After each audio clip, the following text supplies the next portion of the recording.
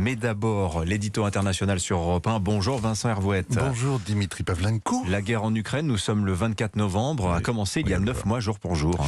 Oui, au bout de 9 mois, on accouche d'un bilan. On voit que la guerre s'est installée en Ukraine, qu'elle a déjà connu plusieurs phases, qu'elle va durer longtemps, et sans doute beaucoup plus longtemps d'ailleurs qu'on ne l'imagine en Occident.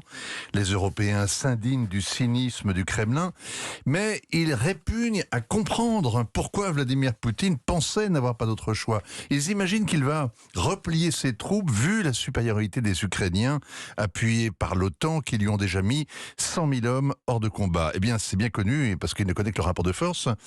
Sauf qu'il y a un autre scénario, aussi crédible et autrement plus logique, le scénario du pire, une guerre sans fin, qui a commencé il y a 8 ans et qui durera au moins aussi longtemps, qui videra l'Ukraine de ses habitants pour la repeupler par des Russes, une guerre qui finira par décourager l'Europe, parce que les Européens se lassent de tout.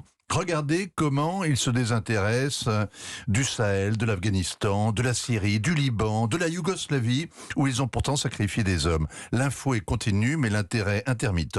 Un clou chasse l'autre. Un jour, Russes et Ukrainiens resteraient seuls sur le champ de bataille. C'est le pari du Kremlin.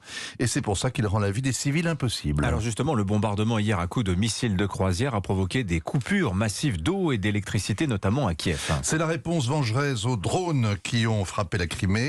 La Russie avait contre-attaqué pareil après l'attentat contre le pont de Kerch, la surenchère, la démonstration de force, la punition collective. La mise hors de service des centrales électriques ne gêne pas vraiment l'armée ukrainienne, mais elle frappe la population. Il s'agit de l'user, de la démoraliser. En général, d'ailleurs, ça ne marche pas, du moins pas tout de suite. Il faut des années avant que les civils se résignent à tout abandonner derrière eux. Mais avec l'hiver et le thermomètre qui descend jusqu'à -15, sans eau et sans courant, la vie des citadins devient impossible. Le Parlement européen a voté hier une résolution qui dénonce le terrorisme de Moscou.